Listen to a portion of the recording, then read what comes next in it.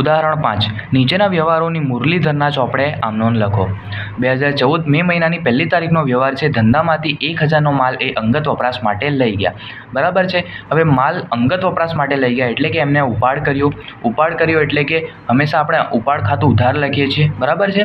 અને બીજું છે કે માલ લઈ ગયા. બરાબર છે. એટલે કે ધંધામાંથી માલ ગયું અને માલ મિલકત ખાતાનો નિયમ છે માલ મિલકત આવે તે ઉધાર અને જાય તે જમા.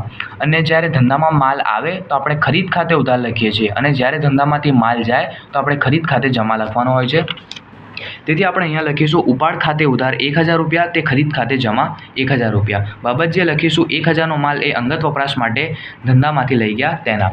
બીજો વ્યવહાર છે કે ₹700નો માલ આગથી બળી ગયો જેનો વીમો ઉતરાવેલ ન હતો. બરાબર છે.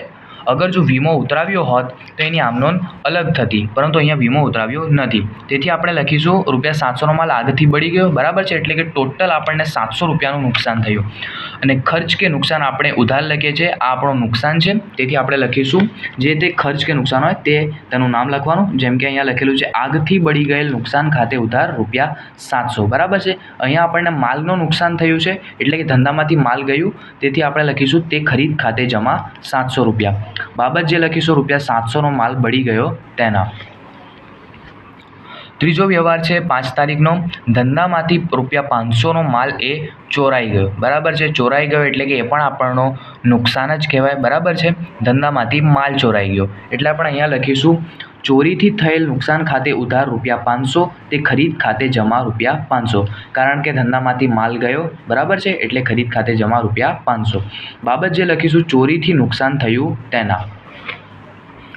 હવે 8 તારીખનો વ્યવહાર છે. પોલીસ તપાસ થતાં ₹100નો ચોરાયેલ માલ પરત મળ્યો. બરાબર છે. એટલે કે જે આપણે ₹500નો માલ ચોરી થઈ ગયો હતો એમાંથી ₹100નો ચોરાયેલ માલ આપણને પરત મળ્યો. માલ પરત મળ્યો એટલે કે જે આપણે આગળ જે આમ નોંધ લખેલી હતી તે આપણે રિવર્સ કરીશું. બરાબર છે. ધંધામાં હવે માલ આવ્યો છે ₹100નો એટલે આપણે અહીંયા લખીશું ખરીદ ખાતે ઉધાર ₹100 તે ચોરીથી થયેલ નુકસાન ખાતે જમા ₹100. બાબત જે લખીશું ચોરીથી થયેલ માલ એ આપણને પરત મળ્યો. બરાબર છે. હવે 12 તારીખનો વ્યવહાર છે. ₹2500નો માલ આગથી બળી ગયો. વીમા કંપનીએ તેનો દાવો મંજૂર રાખ્યો. બરાબર છે.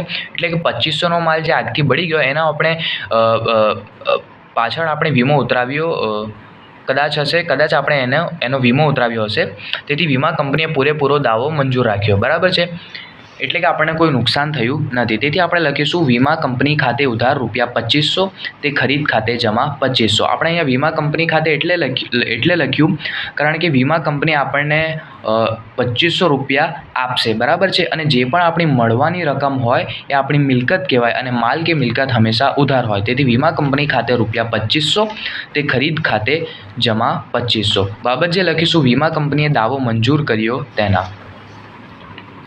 15 તારીખનો વ્યવહાર છે. ₹4000નો માલ જહાજ ડૂબી જવાથી દરિયામાં તણાઈ ગયો જેનો વીમા કંપનીએ 50%ની રકમ દાવો મંજૂર રાખ્યો. બરાબર છે. એટલે કે 4000ના માલનું નુકસાન થયું એમાંથી વીમા કંપનીએ 50% રકમ એટલે કે 2000નો દાવો મંજૂર રાખ્યો. એટલે કે એની આમ નોંધ થશે આપણે 2000નું નુકસાન થયું. બરાબર છે. એટલે આપણે લખી દઈશું માલ ડૂબી જતાં થયેલ નુકસાન ખાતે ઉધાર 2000. બરાબર છે. અને વીમા કંપનીએ 50%ની દાવાની રકમ મંજૂર કરી એટલે કે 50% રકમ આપણને મળશે. વીમા કંપની ખાતે ઉધાર ₹2000. બરાબર. 2000 થઈ ગયા તે ખરીદ ખાતે જમા ₹4000. બાબત જે લખીશું ₹4000નો માલ ડૂબી ગયો અને વીમા કંપનીએ 50% રકમ દાવાની મંજૂર કરી તેના. 16 તારીખનો વ્યવહાર છે. ₹500નો માલ ધર્માદા તરીકે મફત વહેંચ્યો. બરાબર છે. હવે ધર્માદા શું છે? ધર્માદા એટલે કે આપણે જ્યારે પણ કોઈ પણ દાન કરીએ છીએ તો આપણે ધર્માદા ખર્ચ તરીકે એને જાણીએ છીએ. તેને ધર્માદા ખર્ચ કહેવામાં આવે છે. જ્યારે પણ આપણે કોઈ પણ દાન કરીએ છીએ તો તેને ધર્માદા ખર્ચ કહેવામાં આવે છે.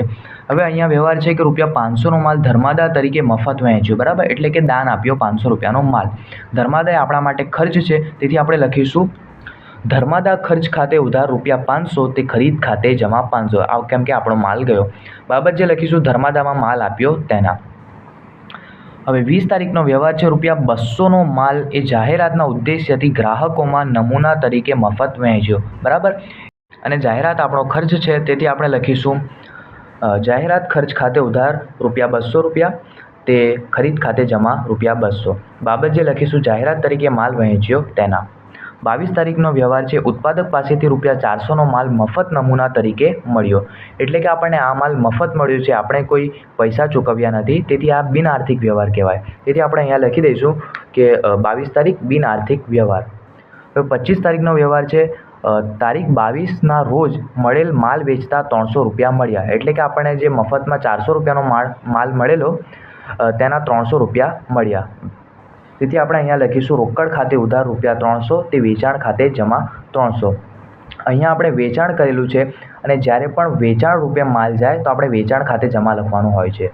બાબત જે લખીશું ₹300નો માલ વેચ્યો તેના. 28 તારીખનો વ્યવહાર છે ₹1500નો માલ આગથી બળી ગયો. વીમા કંપનીએ 900નો દાવો મંજૂર કર્યો અને આ માલ ભંગારમાં વેચતા 200 ઉપજ્યા. બરાબર છે. હવે 1500નો માલ આગથી બળી ગયો અને વીમા કંપનીએ 900નો દાવો મંજૂર કર્યો. બરાબર છે. એટલે કે આપણને ₹600નું નુકસાન થયું. બરાબર છે. અને હવે જે આ ટોટલ 1500નો માલ હતો એને આપણે ભંગારમાં વેચી દીધો અને તેમાંથી આપણને 200 મળ્યા. બરાબર છે. એટલે કે 900 અને 200 એટલે કે આપણને ₹1100 મળ્યા અને આપણને ટોટલ નુકસાન કેટલાનું થયું? ₹400નું આપણને નુકસાન થયું. તેથી આપણે અહીંયા લખીશું આગથી બળી ગયેલ નુકસાન ખાતે ઉધાર ₹400. બરાબર છે. વીમા કંપની પાસેથી આપણને પૈસા મળશે. બરાબર છે. આપણી મિલકત છે, તેથી વીમા કંપની ખાતે ઉધાર ₹900 અને ટોટલ જે પણ આપણું નુકસાન થયું જે માલનો એને આપણે ભંગારમાં વેચી દીધો તેમાંથી આપણને ₹200 મળ્યા. તેથી રોકડ ખાતે ઉધાર ₹200 એટલે કે 200, 900 અને 400 1500 થઈ ગયા. તે ખરીદ ખાતે જમા ₹1500. બાબત જે લખીશું 1500નો માલ આગથી બળી ગયો. વીમા કંપનીએ 900નો દાવો મંજૂર કર્યો અને 200 એ ભંગાનો ઉપજ્યા તેના. બરાબર છે. હવે 30 તારીખનો વ્યવહાર છે ₹600નો માલ વરસાદથી પલળી જવાથી બગડી ગયો જેને ₹200માં વેચ્યો. બરાબર છે. એટલે કે આપણને 600નો માલ જે હતો તે આપણને ₹200માં વેચ્યો એટલે કે આપણને ₹400નું નુકસાન થયું. બરાબર છે. એટલે કે આપણે લખીશું વરસાદથી પલળી ગયેલ નુકસાન ખાતે ઉધાર ₹400, રોકડ ખાતે ઉધાર ₹200 તે ખરીદ ખાતે જમા ₹600. બાબત જે લખીશું ₹600નો માલ વરસાદથી પલળી ગયો તેને ₹200માં વેચ્યો તેના.